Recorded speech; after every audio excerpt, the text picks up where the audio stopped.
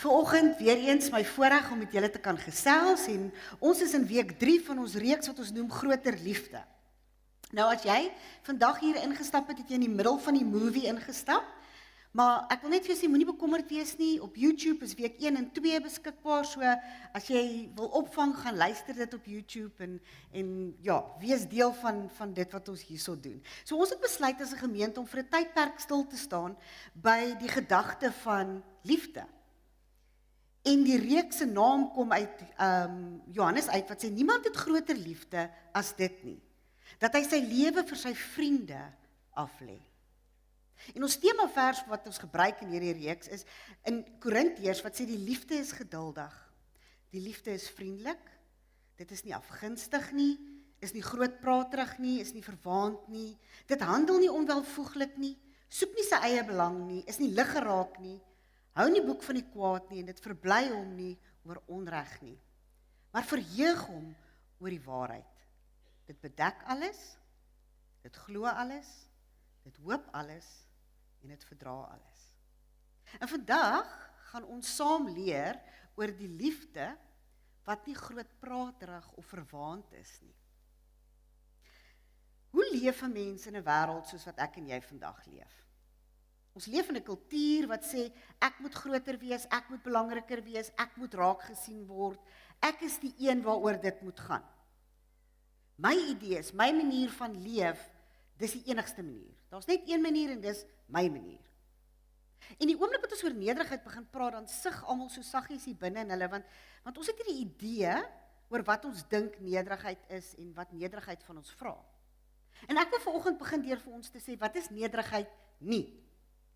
So nederigheid is nie skaam nie, dis nie skugter nie, dis nie ruggraatloos nie, nederigheid het nie 'n swak selfbeeld nie, dis nie 'n gebrek aan selfvertroue nie, dit het nie selfafbrekende en afkrakende taal nie, en is nie onseker nie. Jesus, die ultimate voorbeeld van nederigheid, die een mens wat dit reg gekry het om nog altyd nederig te leef, ek sien nêrens dat hy 'n swak selfbeeld gehad nie. Ek sien nie dat hy homself die hele tyd loop en afkraak en afbrekend praat van homself nie. Jesus het nêrens onseker opgetree nie. Nee, Jesus het geweet hoekom is hy hier. Hy is hier op aarde gesit met 'n doel, hy het dit verstaan en in die tydperk wat hy gehad het, het hy dit ten volle uitgeleef. So om nederig te wees beteken nie jy moet nou die vloermaatjie raak en jy moet nou gaan lê en nou gaan die hele wêreld heen en weer oor jou loop nie. Dis glad nie wat dit beteken nie. C.S. Lewis sê dit so, hy sê, humility isn't thinking less of yourself, it's thinking of yourself less. Ek persoonlik dink dit vat nogals baie krag. Dit vat baie krag om ander mense se behoeftes bo my behoeftes te stel. Dit vat krag om te kan sê, nee, gaan jy eerste. Jy's belangriker. En toe ek hierdie preek begin voorberei, het ek bewus geraak van goed in die Bybel wat ek vir die eerste keer ontdek het. Ek het dit nog nooit raak gelees nie en ek wil dit graag bietjie vanoggend met julle deel. So toe ek begin werk rondom nederigheid, toe kom ek agter dat elke ding wat sê as jy nederig is daar 'n belofte aangekoppel. God kom en hy maak 'n klomp beloftes aan ons wat hy sal doen as ek en jy nederig is.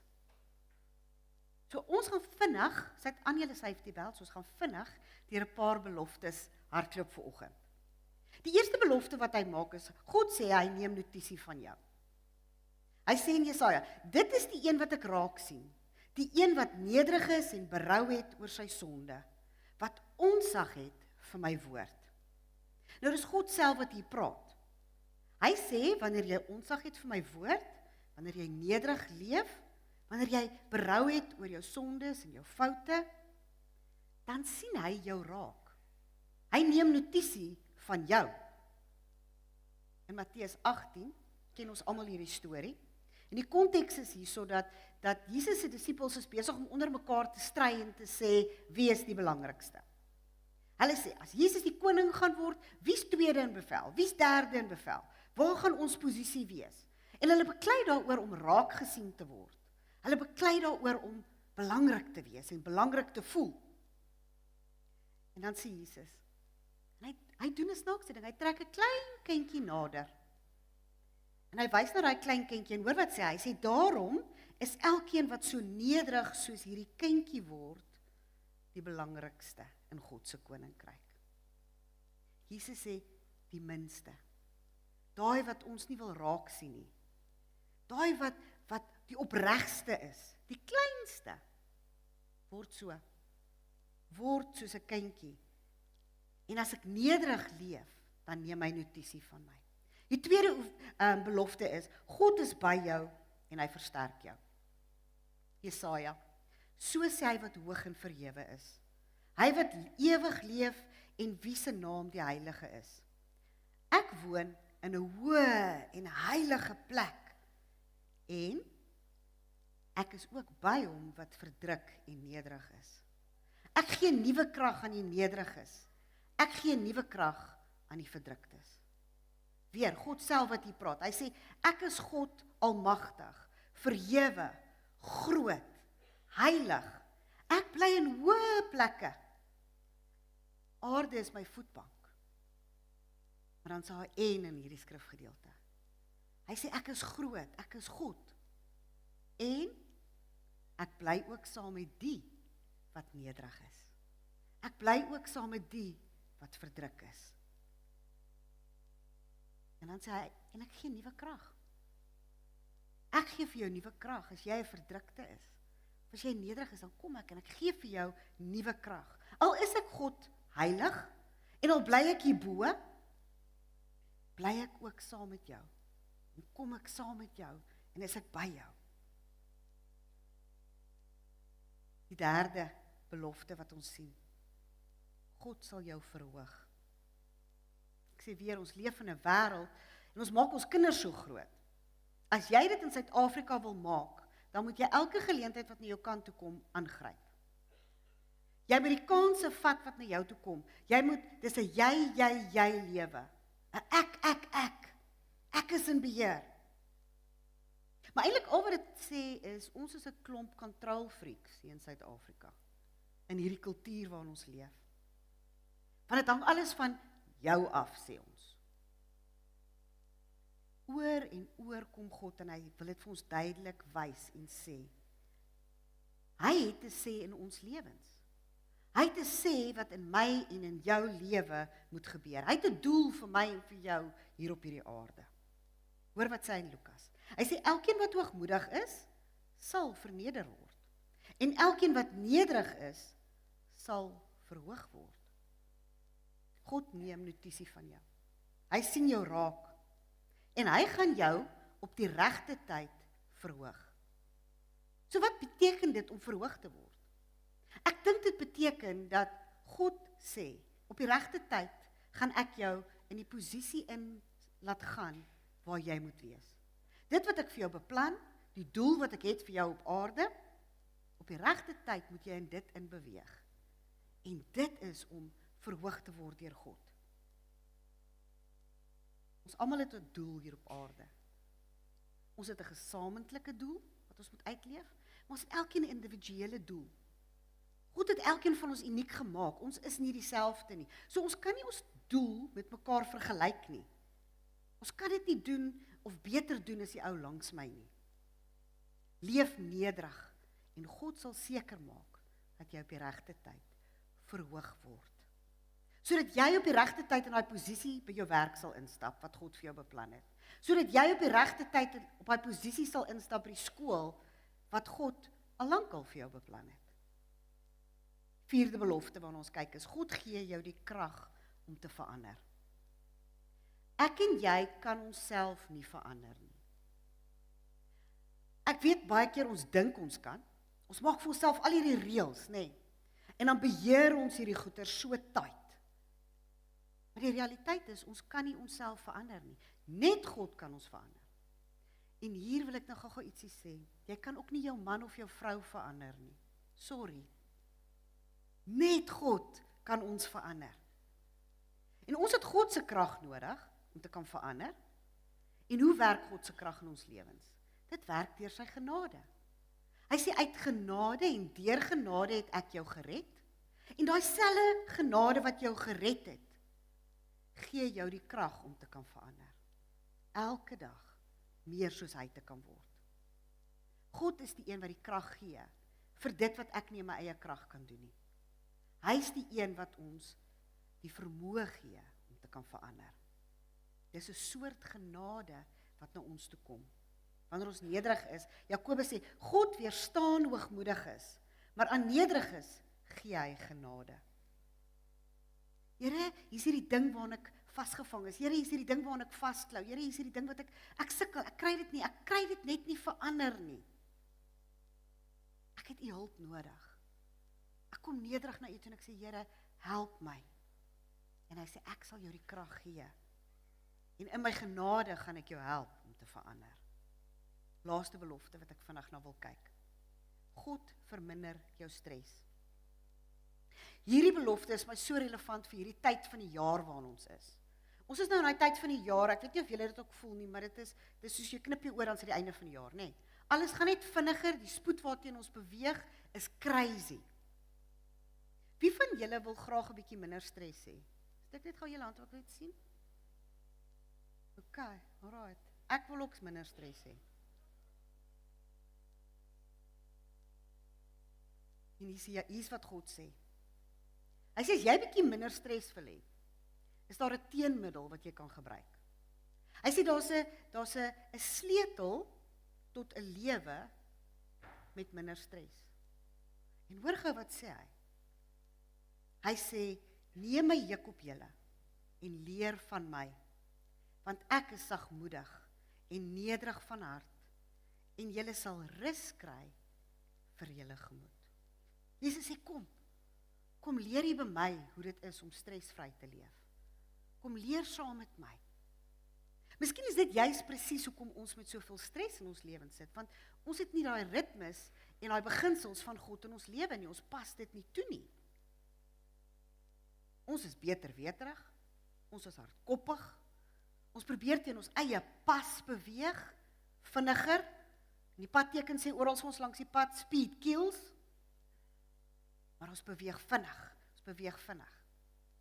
Nou ons gaan later terugkom na hierdie skrifgedeelte toe, so kom ons sit hom net so vir 'n oombliekie. So waarvan raak ons bewus as ons na hierdie beloftes kyk volgens? Ek dink die een ding waarvan ons bewus raak, is dat om nederig te leef, kan nie net 'n emosie of 'n gevoel bly nie.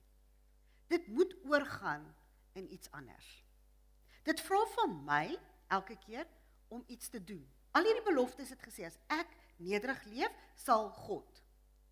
So ek moet iets doen, ek moet iets kies om te doen. Nederigheid gaan oor in 'n aksie. En dis iets wat ek en jy moet oefen. Maar dit moet muscle memory raak. Dit moet so natuurlik vir ons raak om nederig te wees, dat dit net gebeur. So ons moet oefen daaraan. Oor en oor sê die Bybel, verneder jouself voor die Here. Lê jouself voor die Here neer. Met ander woorde, ek het 'n keuse. Gaan ek myself verneder of gaan ek nie? My keuse. Paulus sê in Kolossense, daarom, omdat julle God se uitverkore heiliges en geliefdes is. Daarom, omdat julle klaar God se kinders, God se uitverkorenes, God se heiliges is, Christene is. Hy sê julle is klaar Christene. So wat nou? Daarom moet julle anders leef. Daarom moet dit wat jy doen anders lyk. Hy sê daarom, omdat julle God se uitverkore heiliges en geliefdes is, beklee julle self met innige meelewing, goedheid, nederigheid, sagmoedigheid en geduld. Hy sê, julle moet reeds anders leef as die mense daar buite wat nie vir Jesus reeds ken nie. As jy 'n Christen is, as jy 'n kerkganger is, as jy kerk toe kom, dan moet jy anders leef. Jy moet anders lyk. Dan sê hy hierdie ding, hy sê, beklee julle self. Wie moet my beklee? Ek self. Ek moet myself aantrek met hierdie innige goedheid, hierdie nederigheid, hierdie sagmoedigheid, hierdie geduld. Paulus sê vir ons hierso, hy sê, toe jy vanoggend voor jou klerekas gestaan het, nê? het jy besluit, jy het gekies wat jy gaan aantrek. Jy het nie daar gestaan en gesê, tada, en toe spring die klere op jou lyf nie. Nee, jy het gekies, jy het uitgehaal, en jy het fisies dit self aangetrek. So beklee jouself. Paulus sê, luister julle, julle moet kies, watter gesindheid gaan jy aantrek? Watter gesindheid gaan jy aantrek as jy môre by die werk instap? Watter gesindheid gaan jy môre aantrek as jy by die klaskamer instap of by die vergadering wat jy so voorop sien? Watter gesindheid gaan jy aantrek wanneer jy by die huis instap na 'n lang dag? En die rede hoekom ons onsself moet beklee met hierdie dinge, is omdat ons reeds volgelinge van Jesus is. Ons sê ons is Christene, maar hoe lyk dit? Wat sien mense as hulle na ons kyk? Is ons aangetrek, soos ons moet wees? Vers 14 sê, maar beklee julle bo en behalwe al hierdie dinge met die liefde. Wat die band is wat alles volmaak saambind. En ons is terug by die liefde.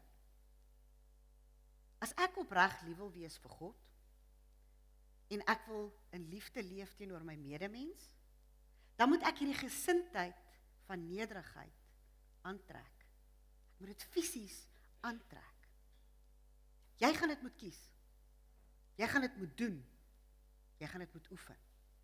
Micha het hierdie mooi vers wat sê, wat anders eis die Here van jou, as om net te doen wat reg is? So wat sê hy so? Hy sê, wat eis die Here van jou? Hy sê, wat vra die Here van jou? Wat is vir die Here belangrik wat jy moet doen? Hy sê, dat jy sal anders wees. Dat jy sal doen wat reg is, om troue liefde te bewys, en om nederig die pad saam met jou God te loop. Hoor mooi wat hy sê, om nederig die pad saam met jou God te loop. Dis persoonlik. Dis jou God. Hy wil saam met jou die pad loop. Dis nie iemand anders se God nie. Dis jou God. Hy wil dit graag met jou doen. So God het hierdie verwagting van ons, om reg te leef, om liefde aan ons medemens te bewys, en om nederig saam met jou God te loop. Dis wat God van my en van jou wil hê. Dis een ding om te praat oor liefde. Ja, dit is 'n gevoel en dit bly in ons harte, ja, verseker. Maar dit moet oorgaan. Dit moet oorgaan in iets anders, dit moet oorgaan na meer. Dit moet oorgaan in 'n aksie. Nou, in ons dagstukkies elke week, so julle sien is daar 'n uitdaging. Daai uitdaging is intentioneel daar gesit, sodat ons kan oefen om liefde te leef. So neem dit ernstig op om daai uitdagings elke week te probeer uitleef. En dan sê Johannes, hy sê, dit help nie net om te sê dat ons mekaar lief het, of net om oor liefde te praat nie. Ons moet ons liefde uitleef en die dinge wat ons doen. Wat ons doen. So, ek het 3 oefeninge wat ek met julle wil deel vanoggend, vinnig. Die eerste oefening wat ek met julle wil deel is oefen om voorkeur te gee aan ander. Dis nou wanneer ek sê, jy eerste. Jy's belangrik. Ek gee jou voorkeur. Ek kies om iemand anders in die kollig te sit. Ek kies om vir iemand anders die applous te gee. Ek kies as daai warm brood so uit die oond uitkom, nê? En hy's vars en hy ruik so lekker, om dan nou maar die korsie vir iemand anders te gee, al is dit moeilik. En ons heel beste voorbeeld hiervan is Jesus. Die hele Filippense 2 praat oor verhoudings tussen gelowiges. So hy praat met ons hier, so hy praat met die kerk. Hy sê die verhouding tussen gelowiges, die verhouding tussen ons wat hier sit vandag, moet so lyk. En hy gee vir ons die voorbeeld van Jesus daarin. Hy sê, maak dan my blydskap volkome, deur eensgesind te wees. Een in liefde, een van gees, een in denke, deur nie iets uit selfsug of yddelheid te doen nie, maar in nederigheid die een, die ander hoër te ag as homself. Deur elkeen nie net na sy eie belange om te sien nie, maar ook na die van ander. Laat dan die gesindheid wat daar in Christus Jesus was, ook in julle wees. Hoewel hy in die gestalte van God was, het hy gelykheid aan God nie beskou as iets om aan vas te klem nie. Maar hy het homself daarvan leeggemaak. Deur die gestalte van 'n slaaf aan te neem en aan mense gelyk te word. En toe hy in die vorm van 'n mens verskyn het, het hy homself verneder. Deurdat hy gehoorsaam geword het tot die dood toe. Ja, die dood aan 'n kruis. En daarom het God hom ook uitermate verhoog en aan hom die naam geskenk wat bo elke naam is. So wat sê hy? Hy sê, deur nie iets uit selfsug en ydelheid te wil doen nie. Met ander woorde, ek soek nie die eer en die kollig vir myself nie. Maar in nederigheid te kom en die een belangriker te ag as ek. So wat sê hy? As daai persoon by jou kom, moet hy voel hy's belangrik. Hy moet voel hy's geliefd. Hy moet voel hy is raak gesien deur jou. Dan sê hy, deur nie elkeen net na sy eie belange om te sien. Nou, ek wil net gou pause hierso. Paulus sê nie, ons mag nie ons eie belange hê nie. Hy sê nie, ons mag nie dinge hê waaraan ons belangstel en voorkeure hê waaraan ons belangstel nie. Hy sê wees versigtig dat dit nie al is waaroor jy dink nie. Dat dit nie al is wat jy wil doen, jou eie goed nie.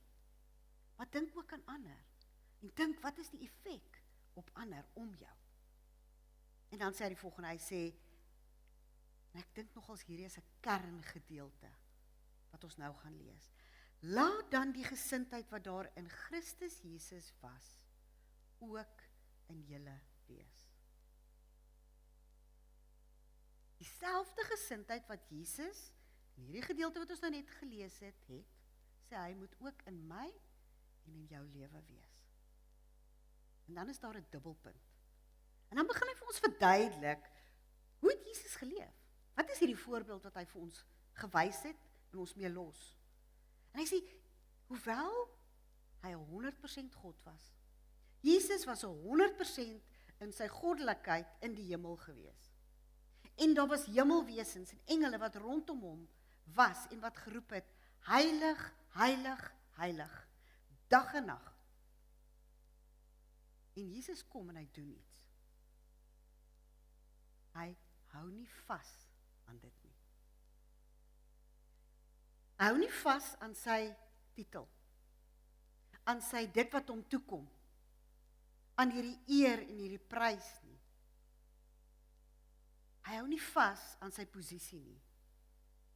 Dit waarop hy regtig geregtig is nie waaraan hy vashou nie. En dan gebruik hy die volgende powerful woorde, en ek wil hê julle moet dit mooi hoor. Hy sê, maar hy, Jesus het gekom en hy het homself daarvan leeggemaak. En dis hoe ons moet leef. So baie keer, dan praat ons van mense wat verwaand is en wat vol van hulle self is, dan sê ons, daai ou so vol van homself. En hier kom Jesus en hy sê, maar julle moet julle self leegmaak van julle self. Hy het homself leeggemaak van sy titel, hy het homself leeggemaak van dit wat hom toekom, hy het homself leeggemaak van sy goddelikheid. Hy het uit sy goddelikheid uitgekom en 'n mens geword, soos ek en jy. Hoekom? Hoekom het hy dit gedoen? Want hy het besef en gesien dat ek en jy het behoeftes. En hy het besluit, maar ons behoeftes is belangrik. En omdat ons behoeftes het, gaan hy sy behoeftes opgee om vir my en vir jou ons behoeftes in te voorsien. Hy het besef, ons is belangrik. God het ons gemaak om 'n verhouding met ons te leef. So ons is vir hom so belangrik, dat hy bereid was om sy lewe te gee vir my en vir jou. En hoe het hy dit gedoen? Hy het die gestalte van 'n slaaf aangeneem.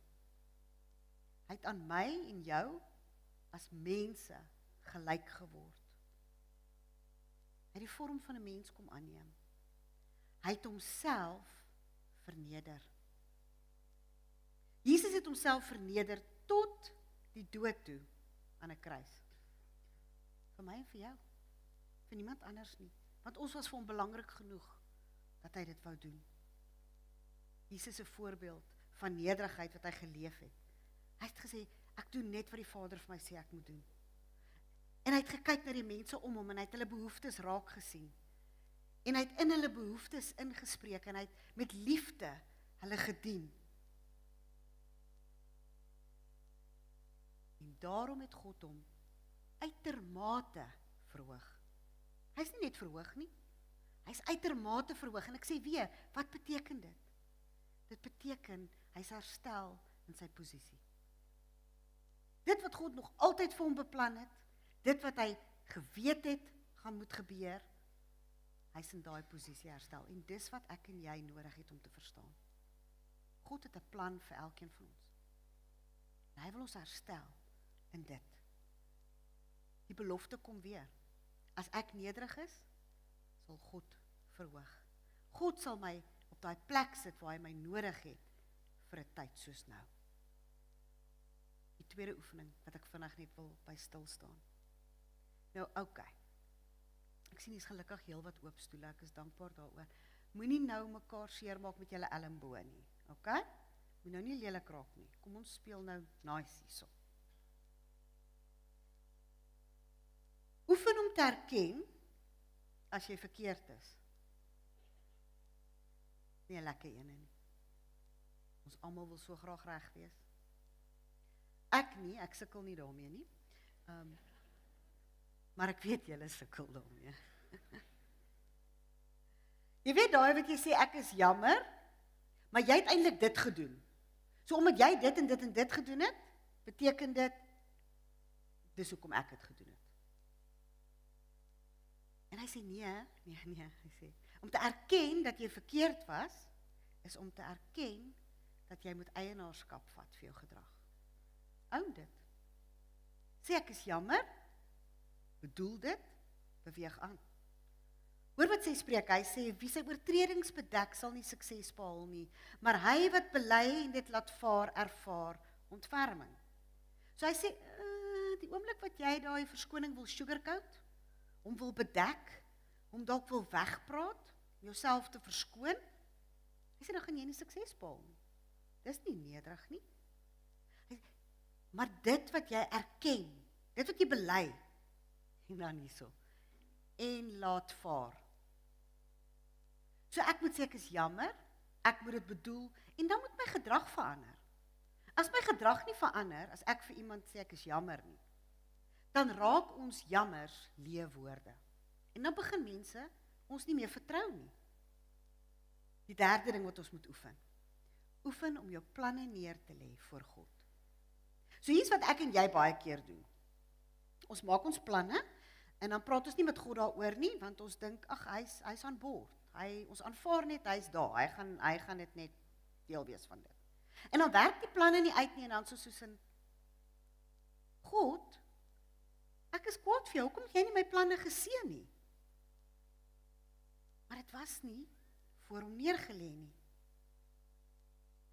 Het jy al ooit gestop en gedink, wat as ek net met die Here praat oor my planne? Wat as ek dit net neerlê en vra, Here, wat is u opinie hier? Wat dink u moet ek hier doen of nie doen nie? Is dit 'n goeie idee as ek hierdie ding doen? Ons maak net ons eie planne. Het is nodig dat ons sal oefen om ons planne neer te lê voor God. Hoor wat sê Spreuke. Hy sê, 'n mens kan hoeveel planne maak, maar op die ou einde gebeur wat die Here besluit het. Dis hy wat besluit, dis hy wat 'n sê het in jou lewe. Dis hy wat vir jou wil help kies. En om kwaad te raak, as goed nie uitwerk soos wat jy dit wou gehad het nie, sê iets van jou, dit sê jou hart is vol hoogmoedigheid.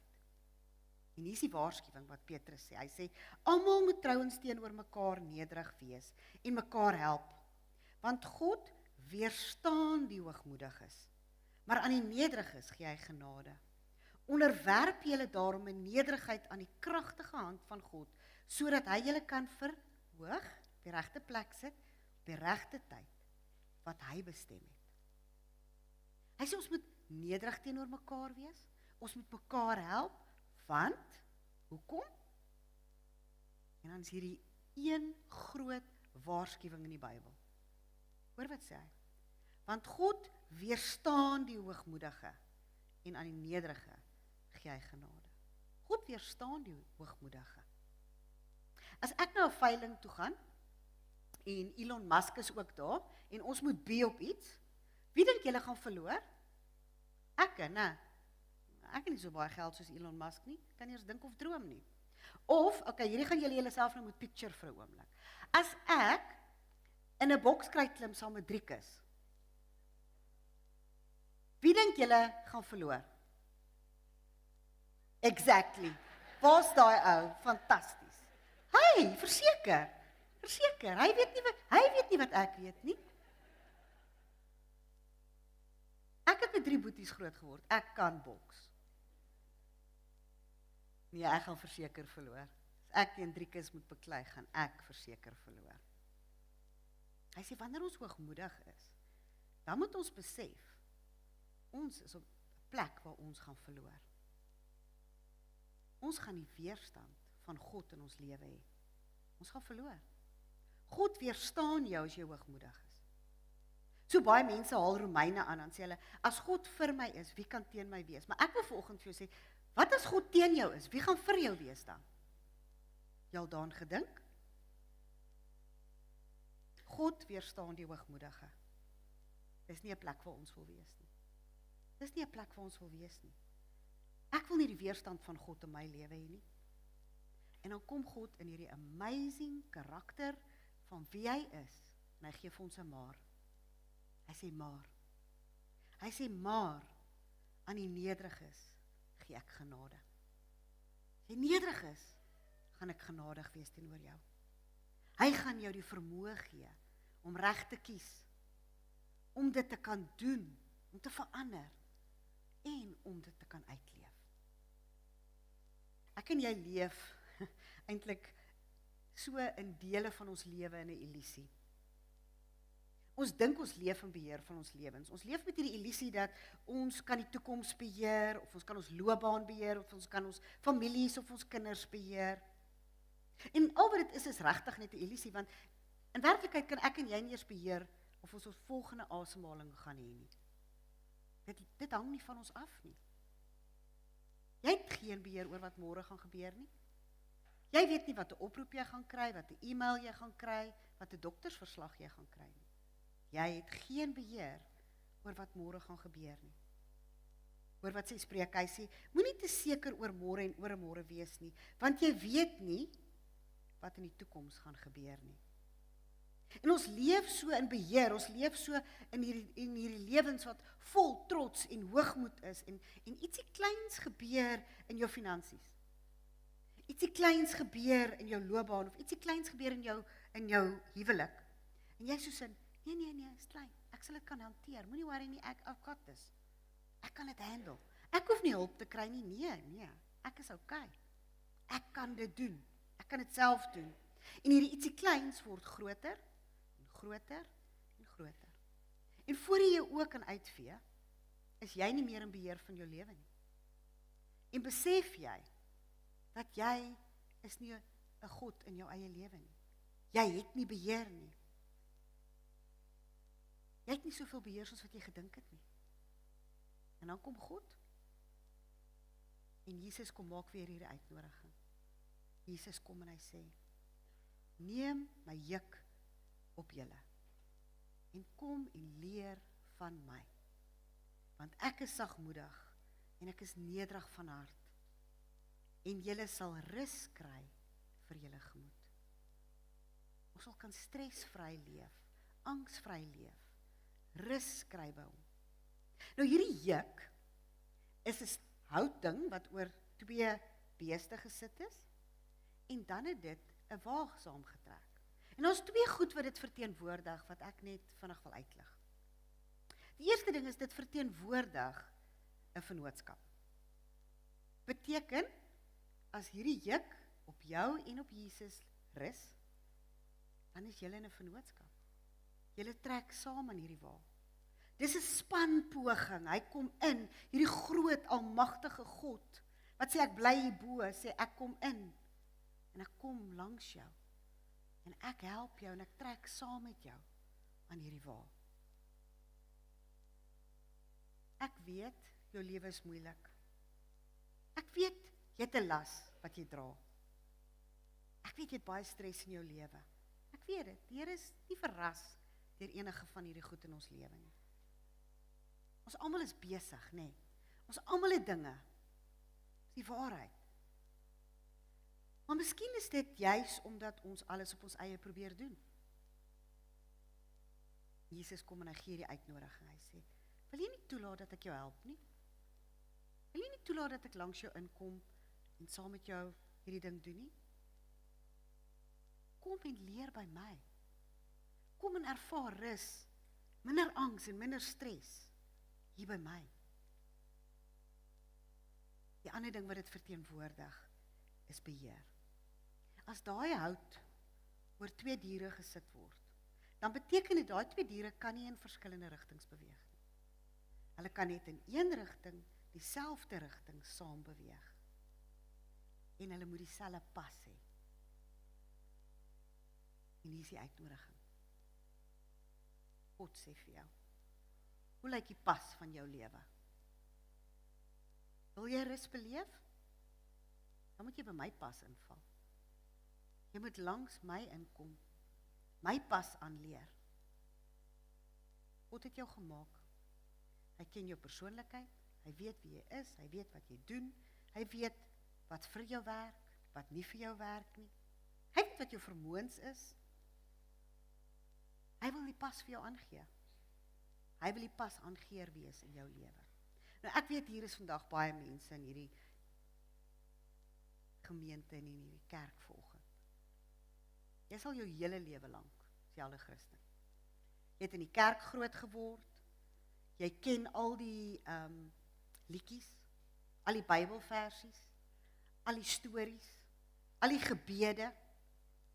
En as iemand sou vra, dan sou hulle sê, ja, hy's 'n goeie mens, hy's 'n goeie Christen. Maar in werklikheid weet jy vandag, diep binne in jou hart, dat jy is oortuig daarvan. Dat jy dalk al jou hart vir die Here gegee, maar jy het nog nie jou lewe oorgegee aan hom nie. Jy is nog in beheer van jou eie lewe. Jy pol nog al die shots. En dalk moet jy vanoggend op 'n plek kom waar jy kan sê, ek wil oorgee. Here, ek wil oorgee. Ek wil hê u moet nou die voorsitter van die direksie raak. Here, kom wees u die CEO of die baas van my lewe van nou af. Kom u en u het die finale inspraak in my lewe. U sê vir my, wat is reg en wat is verkeerd. Het jy dit al gedoen? Het jy dit al gedoen dat jy jou lewe neergelê het voor die Here? En in vennootskap gesê, kom ek kan, jy doen dit saam. Ek wil by jou pas inval. Die liefde is nederig. Die liefde erken dat hy nie alles by mekaar het nie. Dat hy nie alles kan beheer nie. Die liefde gee sy lewe oor. Jesus het gekom en hy het uit liefde uit sy lewe vir my en vir jou gegee. Vanoggend is dit ons geleentheid om ons lewens weer terug te gee aan hom en sy beheer. Hy sê, jy hoef nie net te oorleef elke dag nie. Jy kan lewe in oorvloed hê. Jy kan ewige lewe hê. Kom en leer by my vanoggend. Ons gaan luister na 'n lied wat die orkes vir ons gaan sing. Dis 'n bekende lied, julle ken hom. Maar ek wil hê jy moet jou hart posisioneer. Wat het jy nodig om vanoggend te bid? Wat is die woorde wat jy nodig het om vir die Here te sê in hierdie oomblik wat hy ons wil bedien? Kom ons neem 'n oomblik.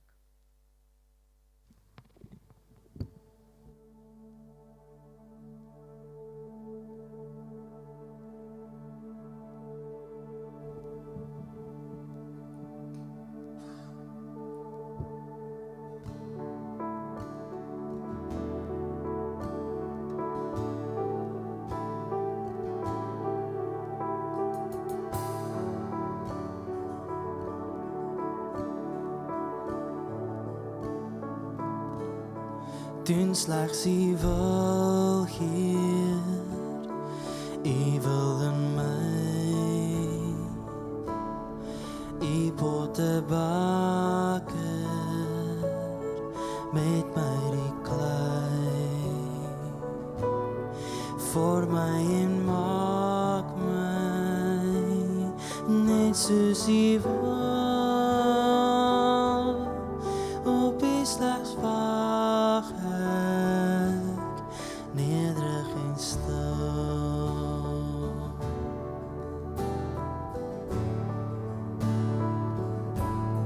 Doen slegs U wil hier, U wil in my. U potte bakker met my die klei vir my en maak my net soos U wil. Op U slegs wag ek nederig en stil.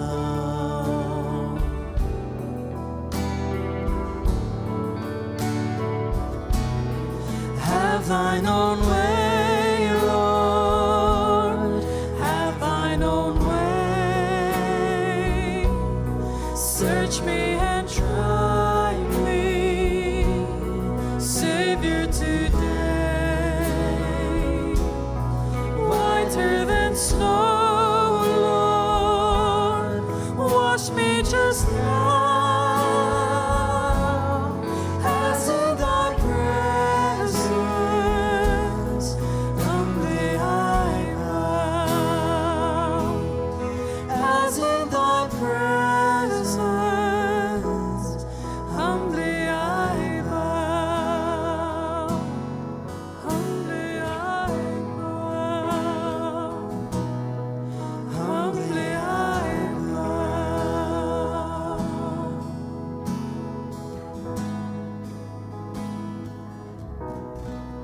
Humbly I bow.